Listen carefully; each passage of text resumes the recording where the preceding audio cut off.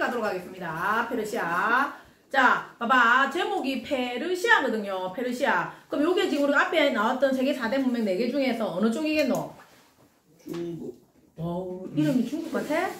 티그리스강. 그렇죠. 그러니까 어디 문명? 메소포타미아 쪽으로 가는 지금의 서아시아 쪽으로 하면 되는 건거라. 자, 여기 지금 보면 지도를 봐봐 밑에. 티그리스 유프라테스강 나오잖아. 보입니까? 네. 예, 요쪽 지역을 지금 할 거라고. 지금 오늘날의 지역으로 치면 서남아시아, 서아시아 이쪽 지역을 지금 할 것이다. 그러면 요쪽 지역에 자 4대 문명은 원래 누가 뭐를 가지고 만들었어? 청동기였지. 그러면 청동기는 누구한테 계신다고 했지?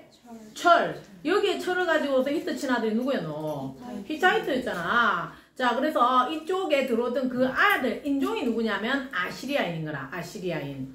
티그리스강 상류에서 일어나서 이 아들이 이쪽 지역을 철제 무기를 가지고 통일을 합니다. 자, 봐봐. 원래 있던 문명에 새로운 문명이 들어와서 지배를 하려면 제일 빨리 통솔할 수 있는 방법은 뭐라고 했어? 어떻게 해야지 통제가 쉬울까? 강압적으로 해야 되겠지. 힘으로서 지배를 해야 되겠지.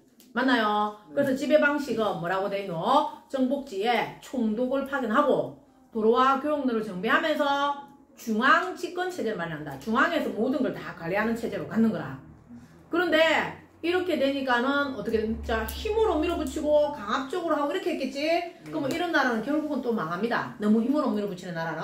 그래서 이 페르시아가 자 원래 있던 지배받는 민족과 이 사이가 또 반란으로 인해서 망해.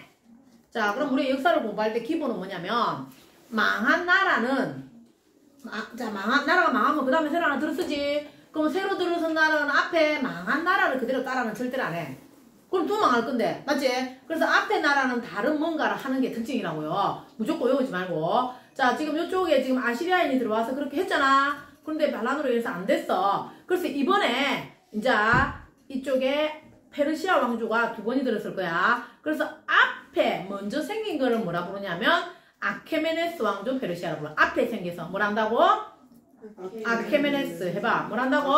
아케메네스 왕조 페르시아야. 그러니까 크게 봤을 때는 페르시아인데 앞에 나온 거를 아케메네스, 뒤에 나온 거를 사사왕조라 할 건데요. 이 아시리아인들이 알을 시기하거든. 그렇게 안 돼. 망했어. 그럼 그 다음 들어온 아케메네스 왕조는 그 알을 시기한 아시리아인을 따라 하겠나? 아니요. 그래 안 하겠지. 세게 안 해. 그래서 어떻게 한다고? 포용 정책, 관용 정책을 씁니다. 그래서 봐봐라. 키루스 2세는 뭐라고 돼 있노? 이 지역을 재통일하면서 줄쳐 다른 민족과 종교의 문화를 존중하는 뭐라고 돼 있노? 포용 정책을 쓴다고 돼 있잖아. 포용한대. 받아들인대. 그러니까 앞에 아시리아가 어떻게 해서 망했다고? 시기해서 아시리아 강압 정책으로 망했단 말이야. 그래서 아케메네스는 그렇게 하지 않는다고. 그러면 이 아케메네스 왕조에서 시험에 나오는 사람은 누구냐면 키루스가 포용 정책을 썼다고 하지만 실제적으로 망한 사람은 누구냐면 다리우스입니다. 요거 게임 하는 사람들은 많이 들어봤을 텐데 다리우스. 롤 할 때 나오지 다리우스. 네.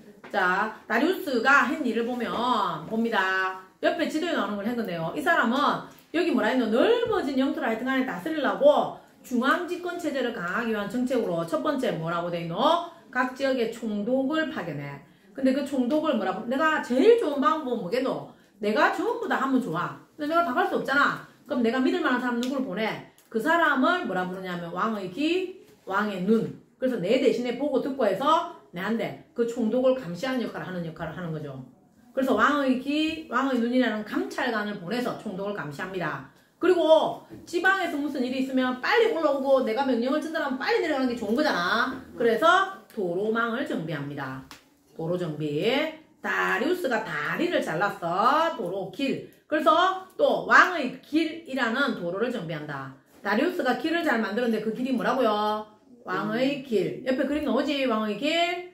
그리고 모든 나라의 힘이 센 왕들은 화폐나 도량은 통일을 기본으로 갖고 갑니다. 그리고 페르시아의 기본은 뭐다? 관용정책이다. 관용정책. 관용이란 말 우리가 도덕 시간에 들어봤잖아. 다른 사람을 인정하고 받아들이는 거라 했잖아. 그래서 그럼 어떻게 관용정책을 했는데 그냥 어떻게 인정하고 받아들일 건데? 여기서는 세금을 깎아주는 거죠.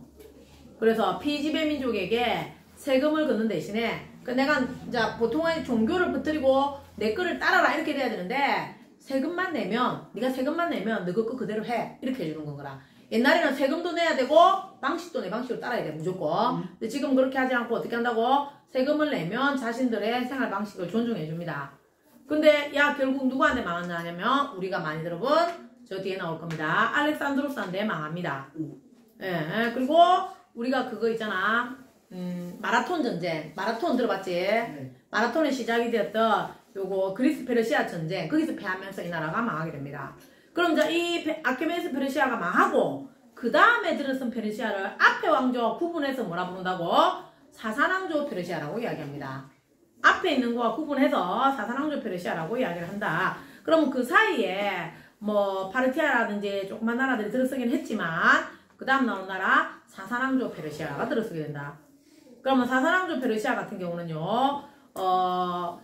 이 페르시아의 기본은 위치상으로 봐봐라. 우리가 개방적 지역이잖아요. 여기가 지금.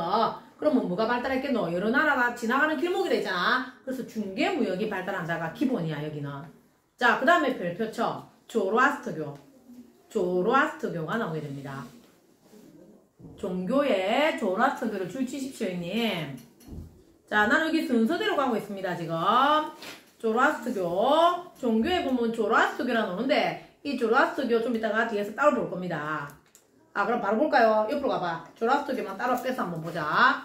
이 조로아스터교는요, 이때, 아케메네스 왕조 때부터 조로아스터교가 나왔어. 근데 사사왕조 때 가게 되면 이 조로아스터교를 나라 전체의 종교, 국교로 삼아. 그럼 이 조로아스터교니까 종교다, 이가. 우리가 아는 종교는 뭐가 있어? 불교. 불교, 교회. 힌두교, 유교, 뭐 이런 거 있다, 이가. 그러면 이 종교인데 이게 제일 처음 나온 거거든 지금. 그래서 이 조로아스터교는 그럼 봐라. 교회에 가면 하느님을 믿고 절에 가면 부처님을 믿고 믿는 게 있지. 그럼 이 조로아스터교는 누굴 믿는데요? 조로아스터교는 불의 신을 믿습니다. 불을 믿어. 그래서 이는 밝은 건 착한 거, 어두운 거는 악 이렇게 얘기하는 거죠. 그러면 불의 신 아우라마즈다라 해갖고 불을 신성시한다고 했는데 그럼 생각해봐라. 이게 나중에 모든 종교에 다 영향을 줍니다. 우리 생각해봐봐. 교회에 가도 이렇게 촛불 켜더라 이가 그지? 이슬람교도 그렇고 이 대부분의 종교는 불을 켜거든. 어두우면 우리가 귀신이 온다 하고 사탄이 온다 하고 이렇게 하잖아 그지? 그래서 그 종교 불을 믿는 종교가 뭐라고? 조로아스터교입니다. 이게 그러면 처음 나온 거는 앞에 아케메네스 때 나왔고 정식 종교로 국교로 인정된 거는 언제라고? 사사왕조 때. 그러면 밝은 건 착한 거, 어두운 건 악한 거 이렇게 구분을 짓는 종교가 조로아스터교다. 나중에 뒤에 나오는 그리스도교나 이슬람교 이런 종교에 영향을 주는 게 조로아스터교입니다. 자, 그러면 다시 앞으로 돌아가서 페르시아. 지금 여기 페르시아라고 했잖아. 앞에도 아케메네스 페르시아고 뒤에 사사왕조 페르시아가 했잖아. 묶어서 이쪽 페르시아 문화의 특징이 뭐냐고요. 우리가 페르시아 하면 뭐를 말 알고 있냐면 저 24페이지 밑에 그림 봐봐. 황금 뿔잔이라든지 유리병 이런 거 보이지? 예, 요게 페르시아 문화의 특징입니다. 이 페르시아는 주로 이렇게 화려하고 금, 은 이렇게 발달했거든요. 그래서 이 페르시아의 문화가 우리나라에도 전해져가지고 우리가 삼국이 서역과 교류했다 알 수 있는 거 저 경주박물관에 가면 요 유리병이라든지 유리로 만든 장식 이게 전시되어 있습니다. 근데 우리도 이때 이 사람들과 교류를 했다는 걸 알 수가 있는 거죠. 여기가 어디라고? 페르시아다 페르시아. 됐나요? 그림을 봐봐.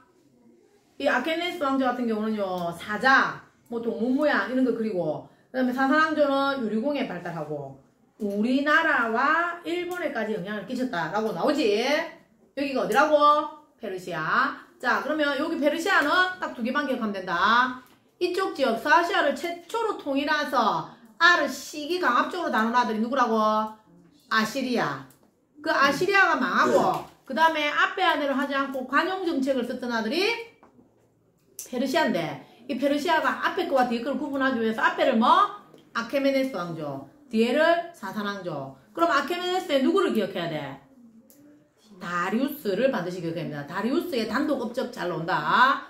저 보내는 총독을 보내놨고 그 총독을 감시하기 위한 감찰관을 보내. 그 사람을 다른 말로 뭐라 부른다고? 왕의 눈, 왕의 귀라고 해서 감시를 하고 또 빨리 가기 위해서 길을 만든다 했지. 왕의 길. 요거 누구라고요?